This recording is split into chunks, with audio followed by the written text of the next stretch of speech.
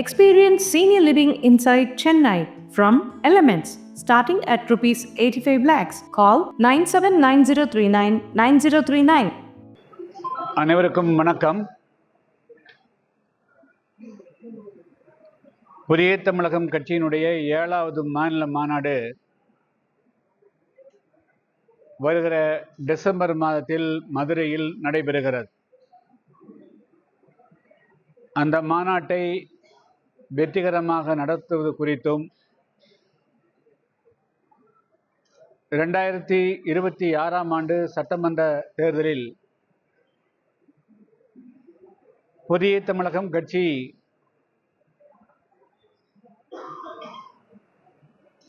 கணிசமான வெற்றிகளை பெற்று ஆட்சி அதிகாரத்திலே பங்கு பெறுவது உண்டான யுக்திகள் குறித்தும் இன்றைய காலகட்டத்தில் சமூக வலைத்தளங்கள் மூலமாக மக்களிடையே புதிய தமிழகம் கட்சியினுடைய கொள்கை கோட்பாடுகளை கிராமக்கலை வரையிலும் எடுத்து செல்வது உள்ளிட்ட பல்வேறு அம்சங்கள் குறித்து புதிய தமிழகம் கட்சியினுடைய மாவட்ட ஒன்றிய நிர்வாகிகளுக்கான அரசியல் பயிலரங்கம் நேற்று மாலையிலும் இன்றும் நடைபெறுகிறது. இந்த பயிலரங்கங்கள் தொடர்ந்து மாவட்டந்தோறும் நடைபெறும். மிக முக்கியமாக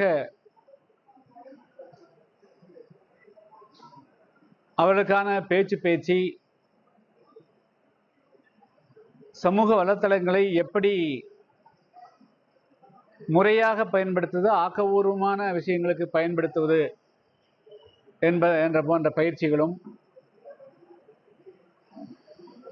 தெருமுனை கூட்டங்களை நடத்துவது உள்ளிட்ட பயிற்சிகள் இங்கே அளிக்கப்படுகின்றன. இதில் 6-7 தீர்மானங்கள் இதில் நாங்கள் நிறைவேற்றியிருக்கிறோம். குறிப்பாக மதுரையில் நடைபெறக்கூடிய மாநாட்டை வெற்றிகரமாக நடத்துவது. இரண்டாவது, 2026 சட்டமன்ற தேர்தலை பொறுத்த மட்டிலும் ஏற்கனவே புறக்கணிக்க முடியாத புதிய தமிழகம் என்ற அளவிற்கு தென் தமிழகத்தில் ஏறக்குறைய 20க்கும் மேற்பட்ட மாவட்டங்களில் புதிய தமிழகம் கட்சி வலுவோடு இருந்து கொண்டிருக்கிறது. அந்த வலுவை அரசியல் சக்தியாக மாற்றி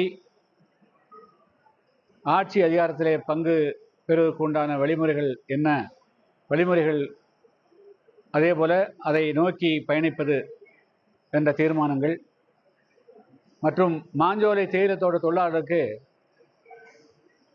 தொடர்ந்து மனித உரிமைகள் மீறல்கள் ஏற்பட்டு வருகின்றன. 2028ஆம் ஆண்டு அவர்கள் குத்தகை காலம் முடிவதற்கு முன்பாகவே 4 வருடங்களுக்கு முன்பாகவே 2024 மே மாதம் அவர்களுக்கான வேலை நிறுத்தப்பட்டது. எனினும் அங்கு பணிபுரியக்கூடிய தொழிலாளர்கள், அங்கு வாழக்கூடியவர்கள் பிபிடிசி நிர்வாகத்தில் தேயிலை தோட்டங்களுக்காக பணிபுரிக்காக மட்டும் சென்றவர்கள் அல்ல. பல பேர் அவர்கள் தேயிலை தோட்டங்களுக்கு பணிபுரிவதற்காக அழைத்து செல்லப்பட்டவர்கள் என்ற தவறான ஒரு அபிப்பிராயம் உண்டாக்கப்படுகிறது. உண்மை அப்படி அல்ல. ஏற்கனவே பிபிடிசி நிர்வாகம் அங்கு வருவதற்கு முன்பாகவே அங்கே காடுகளை உருவாக்குவதற்காகவும் அவர்கள் அழைத்து செல்லப்பட்டவர்கள். அவர்கள் காடுகளை நம்பித்தான் அவருடைய வாழ்வாதாரமும் பலகாலம் இருந்திருக்கிறது. எனவே 2006 வன உரிமை சட்டத்தின்படி அவர்களுக்கு தலா குறைந்தபட்சம் 2.5 ஏக்கரிலிருந்து 10 ஏக்கர் வரையிலும் கொடுப்பதற்கான தகுதி பெற்றவர்கள். அதை தமிழ்நாடு அரசு தொடர்ந்து மறுத்து சென்னை உயர்நீதிமன்றத்திலேயும் அவர்கள் வருடத்தனமாக வாதாடுகிறார்கள். அவர்கள் புலிகள் காப்பகம், அதே பாதுகாக்கப்பட வன சட்டம் என்றெல்லாம் பேசுகிறார்கள். அதே சமயத்தில் இந்தியாவில் கடந்த 5 வருடத்தில் மட்டும் 1.73 லட்சம் ஹெக்டேர், ஏறக்குறைய 5 லட்சம் ஏக்கர் நிலங்கள், வன நிலங்கள், ஃபாரஸ்ட் லேண்டை ரோடு போடுறதுக்கு வனத்துறை கொடுத்துருக்கு, சுரங்கங்கள் அமைப்பதற்கு கொடுத்துருக்குறாங்க, குவாரிகள் அமைப்பதற்கு கொடுத்திருக்கிறார்கள். ஆனால் இங்கே ஒரு 1000 குடும்பங்களுக்கும் குறைவாக 5,000 குடும்பங்கள் மட்டுமே மாஞ்சோலையில் வாழ்ந்து கொண்டிருக்கிறார்கள். அவர்கள் நிலத்தை பட்டா போட்டு கேட்கவில்லை.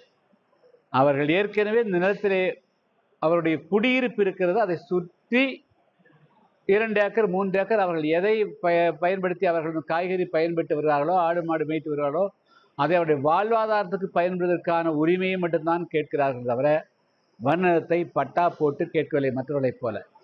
ஆனால் மாநில அரசு வரட்டுத்தனமாக பிடிவாதமாக அவர்களை வெளியேற்றுவதை குறிக்கோளாக இருக்கிறார்கள்.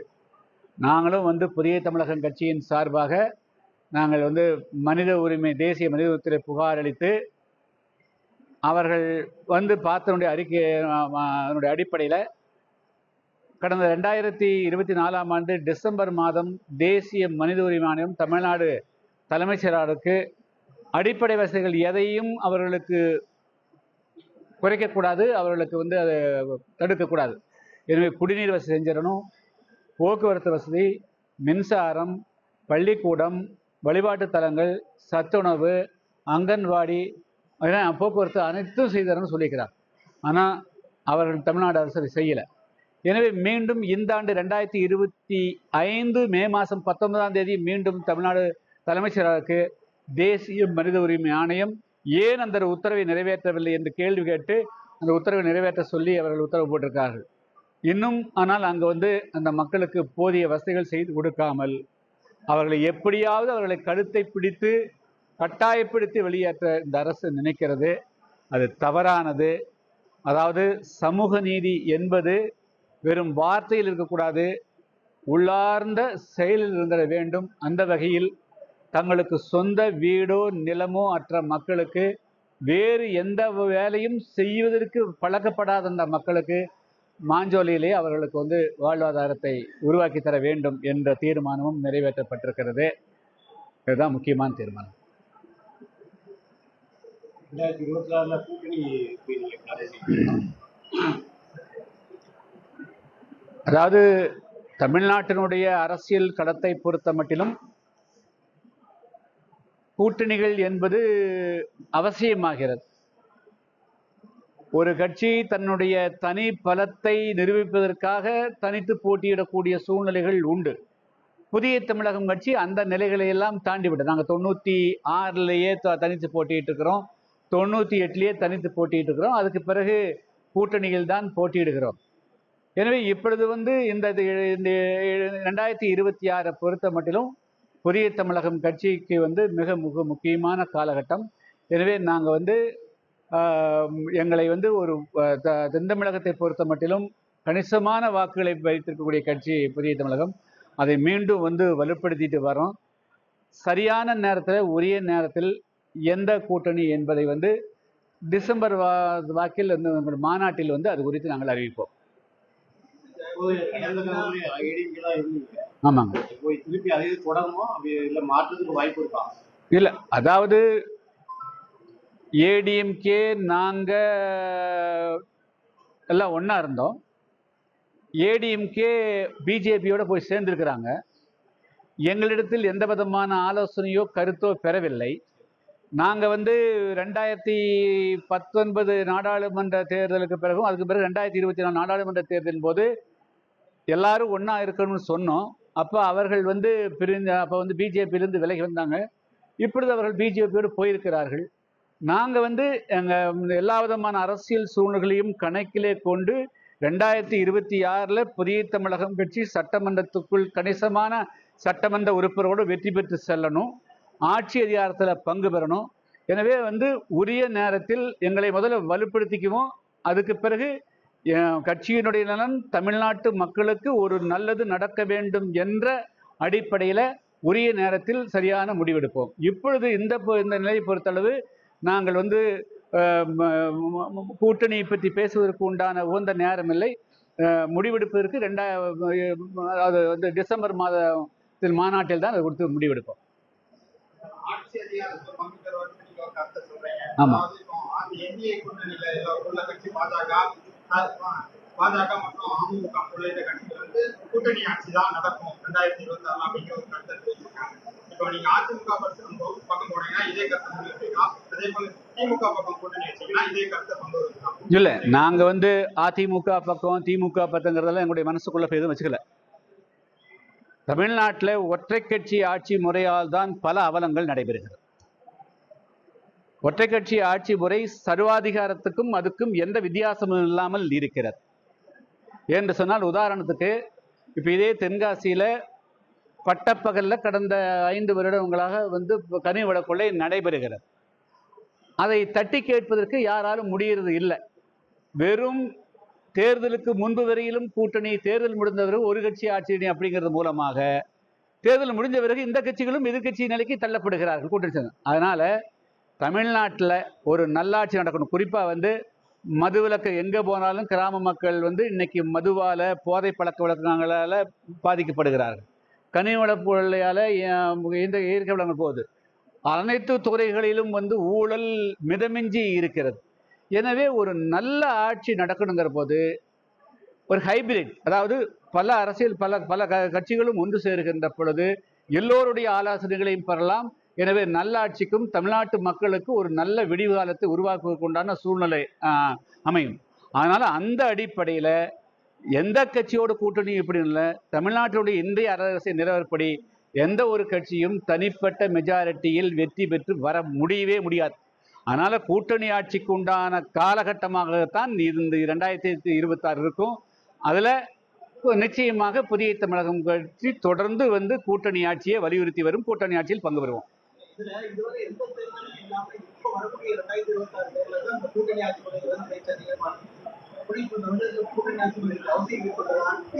ஆமா, அதாவது சின்ன கட்சி பெரிய கட்சி இல்லைங்க. இல்ல, அதாவதுங்க 1999 நாங்கள் ஐயா மூப்பனார் எல்லாம் சேர்ந்து ஒரு கூட்டணி, அன்று அது தொடர்ந்து இருந்தால் தமிழ்நாட்டில் 2001 கூட்டணி ஆட்சி தான் வந்திருக்குங்க. அதை ஒரு மிஸ் பண்ணிட்டாங்க. அதே போல் 2006 திமுக மைனாரிட்டி 100 சீட்டுக்கு குறைவாக இருந்தது. காங்கிரஸ் சரியாக இருந்தால் அப்பொழுதே வந்து கூட்டணி ஆட்சி வந்திருக்கும். எல்லா அரசியல் கட்சிகளுமே தமிழ்நாட்டில் கூட்டணி ஆட்சி வளர வேண்டும் என்று தான் நினைக்கிறார், 2 கட்சியை தவிர. அது இந்த தேர்தலில் அது வந்து நடைமுறை வந்துடும், அது அமலாகும். இல்ல, அதாவது நீங்க கொள்கையை பேசுவோம். முதல்ல வந்து தமிழ்நாட்டில் கூட்டணி ஆட்சி வேண்டுமா வேண்டாமா? வேண்டும். வேண்டானா ஏன் வேண்டாம்? அது என்ன ஒரு கட்சிக்கு ஆட்சி முறைக்காக எழுதி கொடுத்துக்கிறாங்க? இந்தியாவில் வந்து 142 கோடி மக்களை ஆளக்கூடிய ஒரு கட்சியை கூட்டணி ஆட்சி ஏற்றுக்கொண்டு இருக்கின்ற பொழுது, ஒரு பஞ்சாயத்து என்று சொல்லக்கூடிய அளவுக்கு இருக்கக்கூடிய ஒரு மாநிலத்தில் ஏன் கூட்டணி ஆட்சி கூடாது?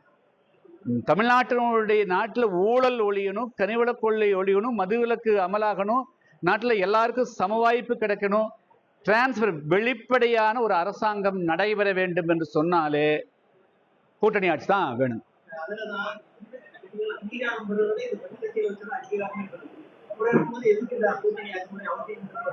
சின்ன சின்ன கட்சிகள் எல்லாம் பெரிய கட்சியே எல்லாம் போயிடும். சின்ன சின்ன கட்சி இல்லைன்னா இந்த சின்ன கட்சிகளுக்கு அளவுக்கு பெரிய கட்சி வந்துடும்.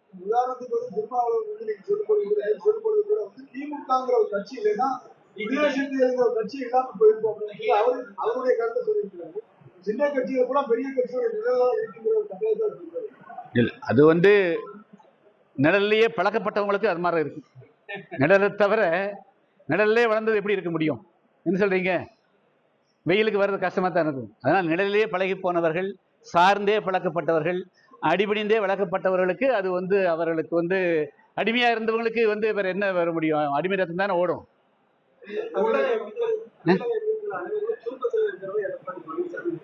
தமிழகத்து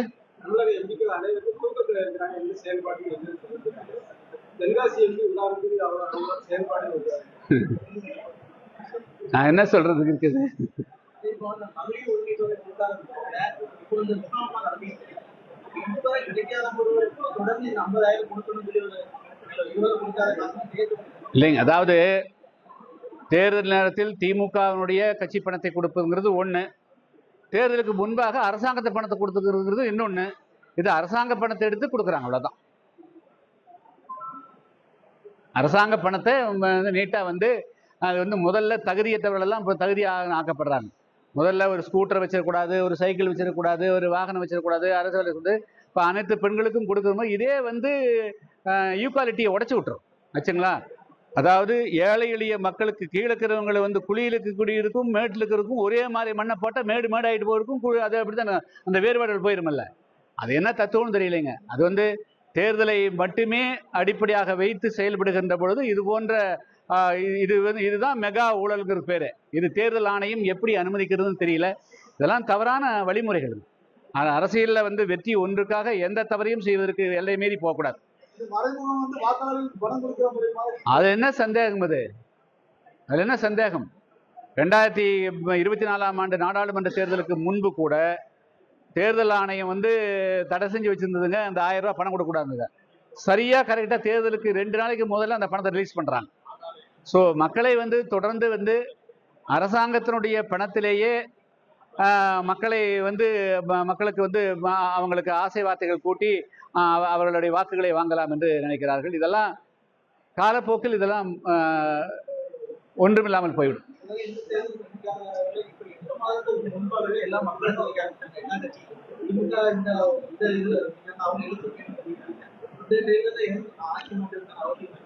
புதிய தமிழகம் கட்சியின் சார்பாகவும் எங்களுடைய பயணத்தை வந்து நான் வந்து ஏப்ரல் மாதம் 29ஆம் தேதி தூத்துக்குடி திருநெல்வேலி வந்தவங்க.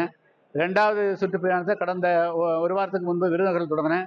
3வது சுற்றுப்பயணத்தை வந்து இதே தென்காசி நாடாளுமன்ற தொகுதிக்கு உட்பட்ட எல்லா தொகுதிகளிலையும் ஆகஸ்ட் மாதம் முதல் வாரத்தில் தொடங்குறேன். எல்லாருமே தேர்தல் பயணத்தை பிரச்சாரத்தை தொடங்கிட்டாங்க. ஆட்சி மாறுத்துன்னு ஆகணும். அதாவது 4.5 வருஷம் ஆட்சி நடத்திவிட்டு இன்னைக்கு வந்து நீங்க வீடு வீடா ஓட்டு சேகரிக்க போகணுங்கிற போதே அரசனுடைய செலவிலேயே நீங்க வந்து ஆதாரங்களை திரட்டுகிறீர்கள். அது திரட்டல்ல. இப்போ வந்து அவங்களுடைய ஆதார கார்டு வாங்குறீங்க, எல்லாம் வாங்குறீங்க. அவங்களுடைய தகவல் எல்லாம் திரட்டுறது திரட்டுக்கு போல அது திருட்டாக தான் இருக்குது. ஸோ இதெல்லாமே வந்து இது போல் ஒரு மோசடியாக தான் தெரியுது ஆச்சுங்களா. இதெல்லாமே தவறான தமிழ்நாடு ஓரணி தமிழ்நாடுங்கிற இதுல வந்து வீடு வீடா போய் வந்து உறுப்பினர் சேர்க்கை பண்றாங்க.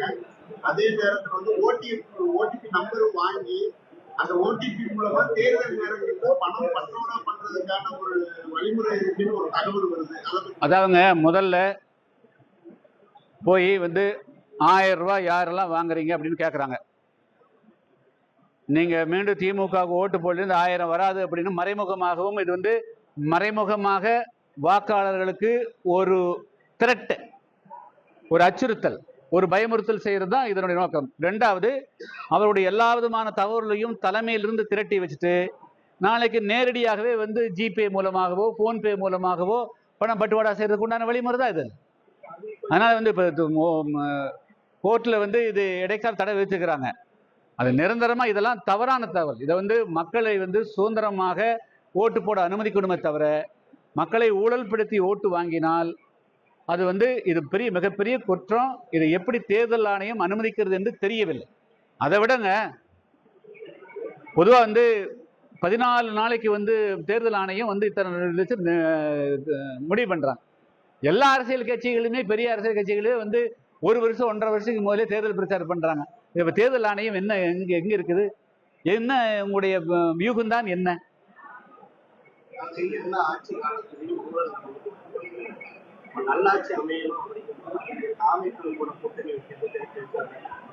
இல்லைங்க, அதாவது இப்பொழுது நாங்கள் வந்து தாவேக்கா அல்லது வந்து தாமாங்கா எது அந்த இதெல்லாம் நாங்கள் அதுக்குள்ளேயே வரல. தமிழ்நாட்டில் முதல் முறையாக தமிழ்நாட்டில் ஒரு 50 வருஷத்துக்கு பிறகு ஒரு டிரான்ஸ்பரண்ட் வெளிப்படையான ஒரு அரசாங்கம் நடக்க வேண்டும் என்று நான் மனதாக விரும்புகிறேன். ஒற்றை கட்சி ஆட்சி முறையில் வெளிப்படையான அரசாங்கத்திற்கு வாய்ப்பே கிடையாது. ஒரு குடும்பமோ ஒரு சிலரோ சேர்ந்து மட்டும்தான் எல்லா விதமான திட்டங்களையும் தீட்டிக் கொள்ளுகிறார்கள். அது வந்து ஒரு கட்சிக்கான அரசாங்கமாக, அது குடும்பத்துக்கான அரசாங்கமாக மாறி விடுகிறது. எனவே தமிழ்நாட்டில் ஒரு அனைத்து மக்களுக்கான வெளிப்படையான திட்டங்களை தீட்டக்கூடிய அரசாங்கமாகவும், அரசு தீட்டக்கூடிய திட்டங்கள் அனைத்துமே மக்களுக்கு நேரடியாக எந்த விதமான சிதறலும் இல்லாமல் சென்றடக்கூடிய அரசாங்கம் அமைய வேண்டும் நினைக்கிறேன். அதில் எந்த அரசியல் கட்சிக்கு வந்து வலுவிருக்கிறது இல்லை என்பதையெல்லாம் வந்து இன்றைய நிலையில் கணிக்க முடியாது. அதனால்தான் நாங்கள் வந்து இன்னொரு 6 மாத காலம் 8 மாத காலம் எடுத்துக்கொண்டு டிசம்பர் ஜனவரி மாதத்தில் வந்து இந்த தமிழ்நாட்டு மக்களுக்கு ஒரு குறைந்தபட்ச அம்ச திட்டத்தோடு ஒரு கூட்டணி ஆட்சி அமைப்பதற்கு உண்டான சூழல் என்ன என்பதை அன்று கணித்து அன்று சரியான முடிவெடுப்போம்.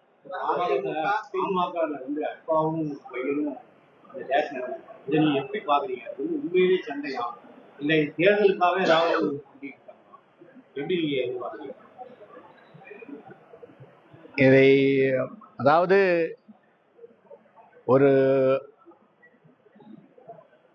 அப்பாவுக்கும் மகனுக்கும் இருக்கக்கூடிய உண்மையான சண்டையா இல்லை, இது வந்து வெளிப்படையாக வந்து தேர்தலுக்காக அப்படிங்கிறதே ஒரு விமர்சனங்களுக்கு ஆளாகுது.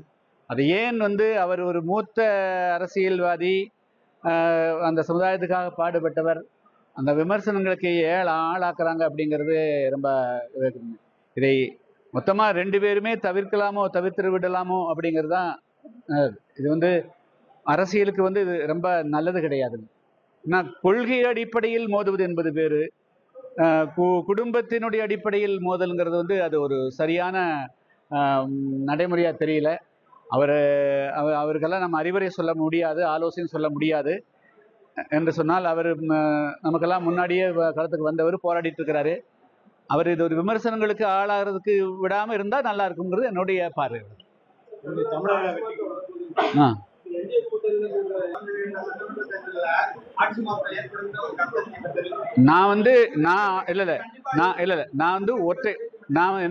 ஒற்றை கட்சி ஆட்சி முறைக்கு முடிவு தான் என்னுடைய ஃபார்முலா. ஒற்றை கட்சி ஆட்சி முறைக்கு இந்த 2026 முடிவு காலம். That is my formula. அதுதான் ஆட்சி மாற்றம் இல்லைங்கிறதுல அதை விமர்சனம். ஒற்றை கட்சி ஆட்சி பெற திமுகவோ அண்ணா திமுக அந்த ஒரு கட்சி தான் ஆட்சிங்கிறதுக்கு உண்டான முடிவு காலம். முடிவு வந்து 2026 எழுதப்படும். அதுதான். அதில் புதிய தமிழகம் வந்து அந்த குறைந்தபட்ச அம்ச திட்டத்தோடு கூட்டணி ஆட்சி, அனைவருக்குமான ஆட்சி ஆக அதில் வந்து புதிய தமிழகம் பங்கு. இப்போ உள்ள அரசியல் தமிழக வெற்றி கழகம் விஜய் அவர் வந்து ஒரு போட்டியாளராக கருதுங்களா, இல்ல அவர் வந்து வாய்ப்புகள் நிறைய இருக்கலாம்? தேர்தல் கூட வந்தாலே எல்லாரும் போட்டியாளர் தான் இருக்க முடியும். அவர் எப்படி அதை அவர் தேர்தல் கூட வந்து தானே சொல்ல முடியும். போட்டிகள் வந்தாலே போட்டியாளராக தான் கருத முடியும்.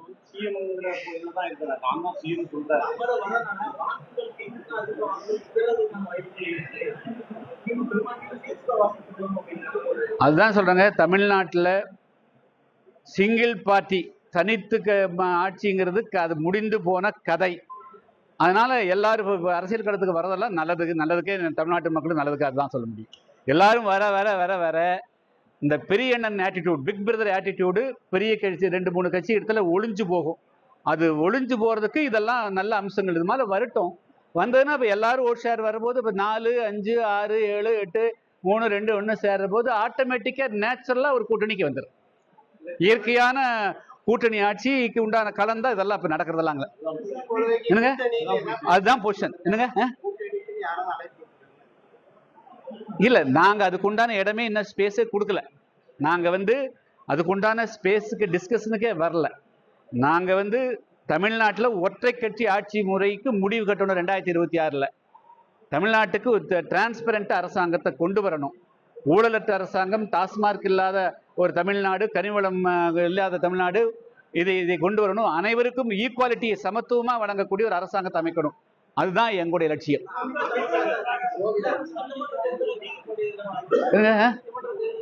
நாம் வந்து 234 நாங்கள் அதாவது தமிழ்நாட்டு மக்களுக்காக சிந்திக்கிற போது என்னை பற்றி யார் சிந்திக்கணும்? கண்டிப்பாக போட்டியிடும்.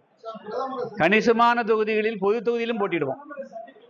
பொது தொகுதியிலேயே போட்டியிடுவோம்.